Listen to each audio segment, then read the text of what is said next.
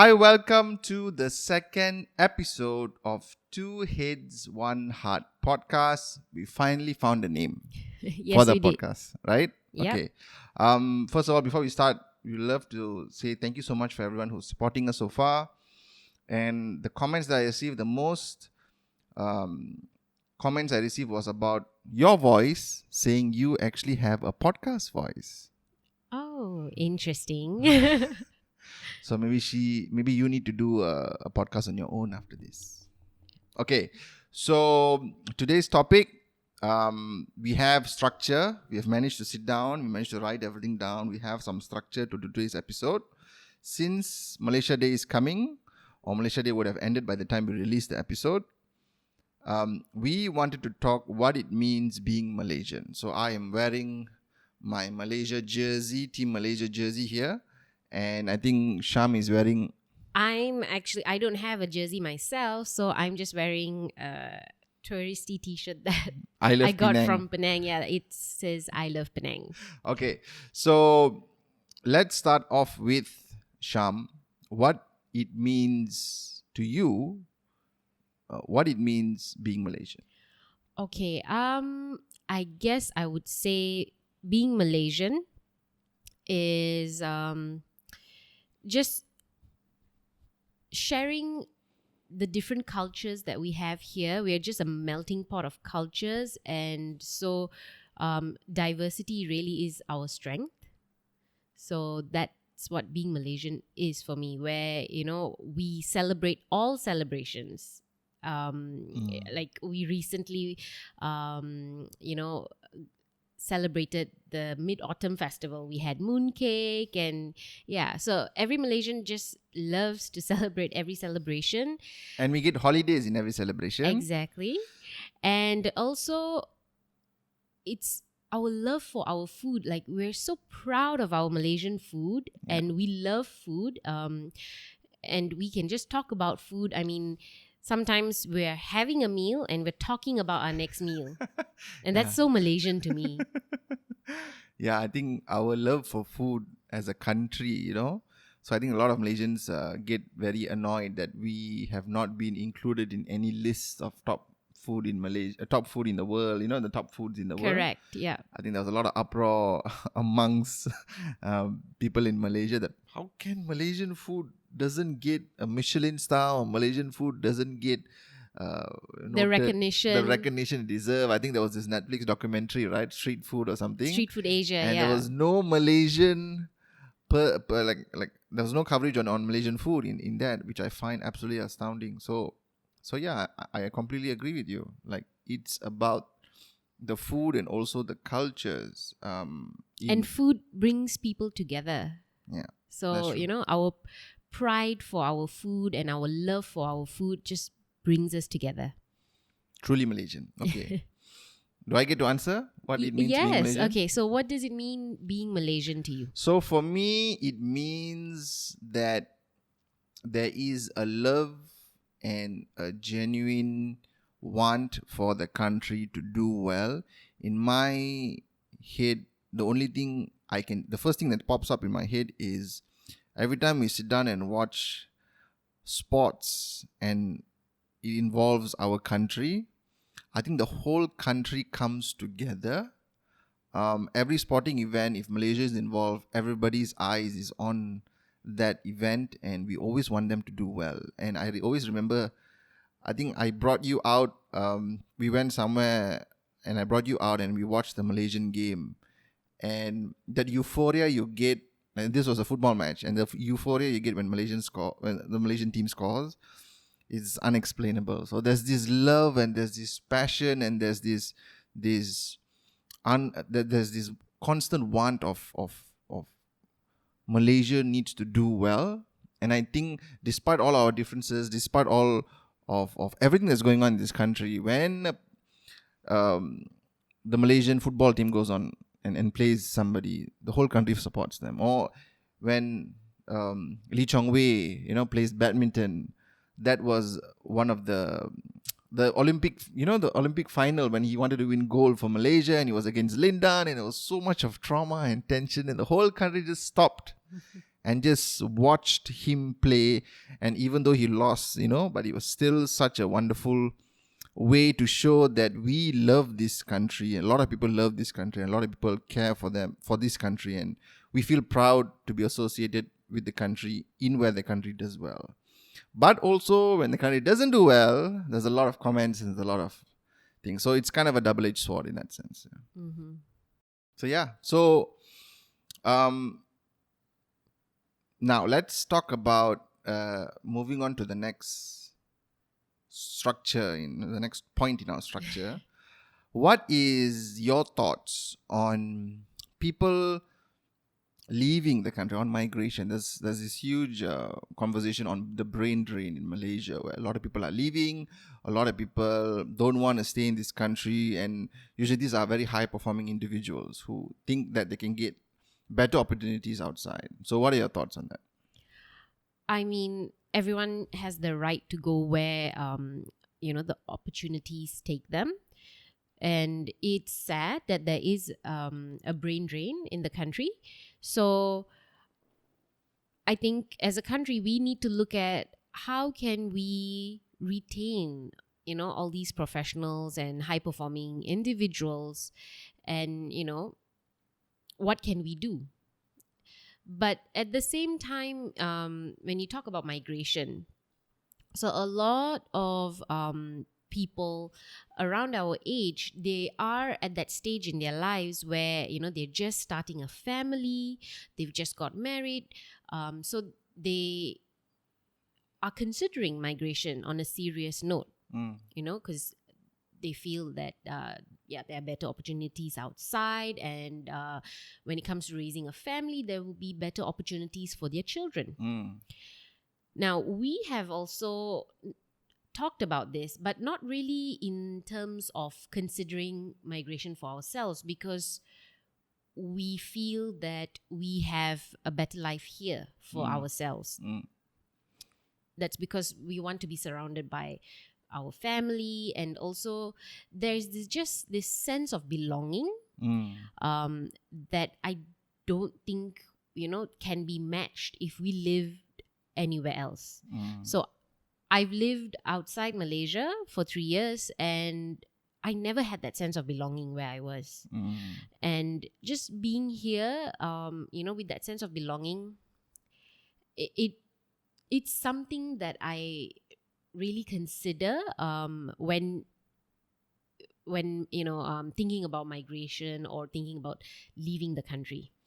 So this is a conversation we have had, like you were saying earlier, about why do people want to leave Malaysia? Obviously, it's for better opportunities out there. But then, in my head, it's about also being home. This is home.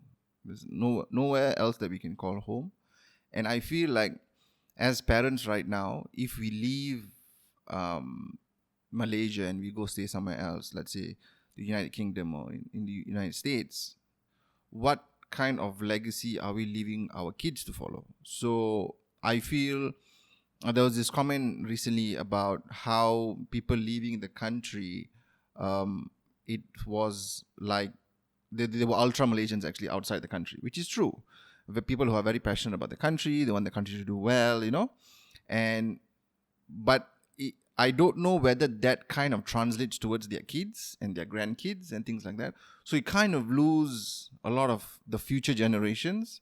And I feel like there's a lot of things are wrong with this country. Definitely.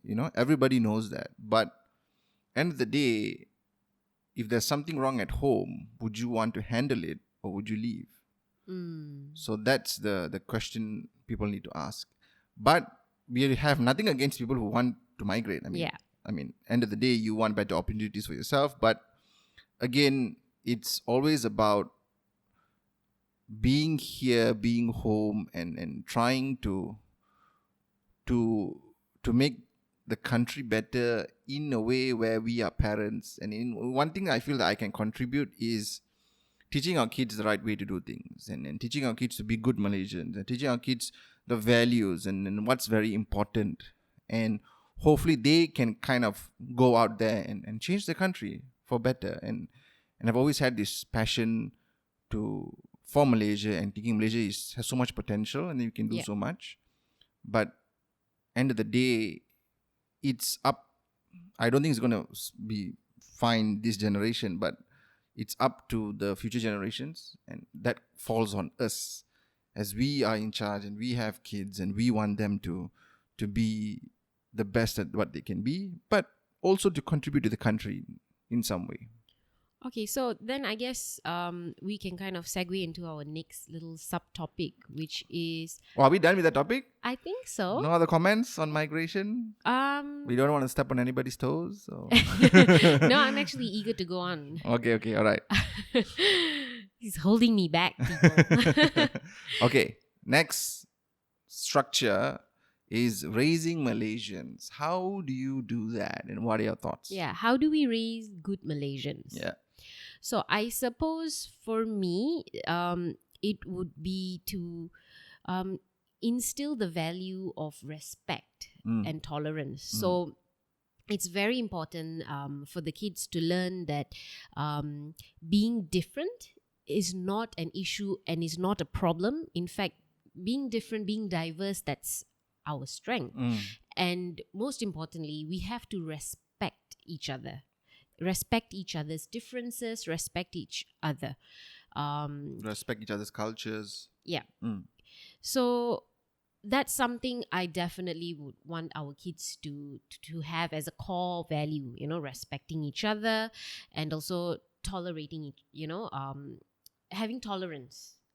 So yeah, like I would want them to respect, like as you mentioned, respecting each other's cultures. So learning about it and understanding what goes on behind, like the whole point of I've done this where I have actually fasted during fasting month, and it was not the whole month. Obviously, that's very difficult, but it was just like a week. I think I did it, and then it was very interesting in where you go through a lot of difference. There's a lot of significance if you want to talk about the fasting. There's a lot of significance of why they do what they do, and I felt that it gave me a bit more insight and in depth and kind of knowing it's not that easy to do, and it's not that it's quite difficult actually to actually do that. So one example was that if you don't know why they're doing it, experience it yourself. If you don't know why people are celebrating Thaipusam, go out, talk to people, go for the Thaipusam rally, see what they're doing, find out what's happening.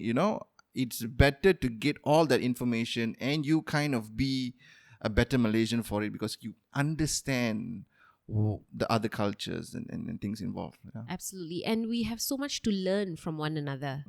So, there's no space for ignorance here. So yeah, just go out and learn. Okay, go out and learn. Infomercial brought to you by 2Heads1Heart podcast. Okay. So what do you think is respect is important. The being curious about things is important. What other qualities do you think in raising young Malaysians that they should have? One is respect, one is curiosity, and what are others, in your opinion? I gave respect, so now it's your I turn. gave curiosity. You didn't expand on that. So we have Respect. we have curiosity. Maybe we can move on to the next point, was that you need to expose them to different cultures. I think I was talking about that earlier, where it's all about the curiosity part, where you want to go out, you want to ask, and you want to figure out what people are going through. But not only here, but also in Sabah and Sarawak, where there are a lot more cultures there. What are your thoughts? No, you're absolutely right. I think a lot of us in West Malaysia don't really know the cultural aspects of the different groups in Sabah and Sarawak. And that's a bit of a shame because it's so rich and diverse in Sabah and Sarawak. And we should know. So I have a few colleagues from Sarawak, and I'm whenever I can, I'm always so eager to learn about their culture, and it's very interesting. So yeah, even my experience with Sabah specifically, because I studied in University of Malaysia Sabah, and I was there for 4 years, and it was such an interesting. It doesn't feel like Malaysia. It feels like a wonderful little paradise, So shout out to my fellow Sabahan listeners out there. But yeah, I think I learned a lot about being very open. The people are there very open. They're very nice to you. The culture is very chill, I would say, and that kind of fits within our vibe because we are chill. So yeah, I mean, it's very open, and you can actually learn a lot from Sabahans and Sarawakians. But unfortunately, in Sarawak, I've only been to Barrio, which was an amazing experience for me. It's up in the highlands. There's you have to take a small little propeller plane in, which I know you will hate because you hate flying. I hate flying. Absolutely hate flying. As I'm traveling in this small plane where you can actually see the pilot and the pilot can actually talk to you, I will be like, oh my god, Sham would absolutely hate this. I can't come to Barrio with Sham. If you want to do the other way to get to Barrio, it actually takes a very, very long time. So people just fly in. But yeah, it was a very interesting experience. We got lost in the jungle for so long. That was... For how long? I think it was like 12 hours we were lost. And the people that we stayed with, the kampong people actually came into the jungle looking for us.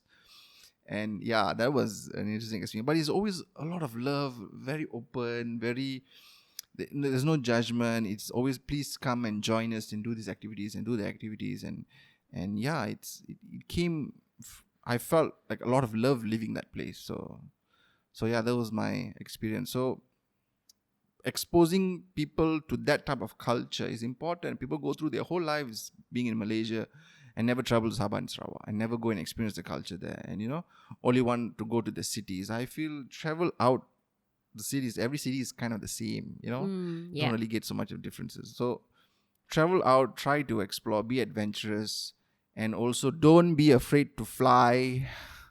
In a small propeller plane. I feel like that's really directed at me. But yeah, it was an amazing experience. So I really recommend people to go out there, travel to Sabah and Sarawak, and witness the culture there. All right. This is okay. The next topic is your favorite topic, is bad Malaysian habits. Yeah. So when I came up with this bad Malaysian habits, it was interesting because let's do bad and good Malaysian habits. Don't talk about the bad. Must talk about the good also. Of course, and I think we have been talking about the good, you know? Yeah. Okay, let's do bad Malaysian habits then. Fine. All right. So number 1, bad Malaysian habits. Okay, what are some of our bad habits here in Malaysia? I would say we are just crazy when it comes to being behind the wheel when we're driving. We are just insane, people get angry really fast and people just are terrible at Okay. like road courtesy. What is that? Never heard of that here. So yeah, I think we can be so civilized when we're not behind the wheel, but once we're behind the wheel, it's just every man or woman for himself. So yeah, I think that's one of our bad habits. Okay. Driving. Talking about, driving, number 1. Not all Malaysians are bad drivers. Okay. But we have those crazy ones on the road. Yep. You've seen videos of people going one way. Going against traffic. On like the federal highway. And that's absolutely crazy. Yeah. But another thing I wanted to know, the bad Malaysian habits. Everybody knows this. This is so frustrating.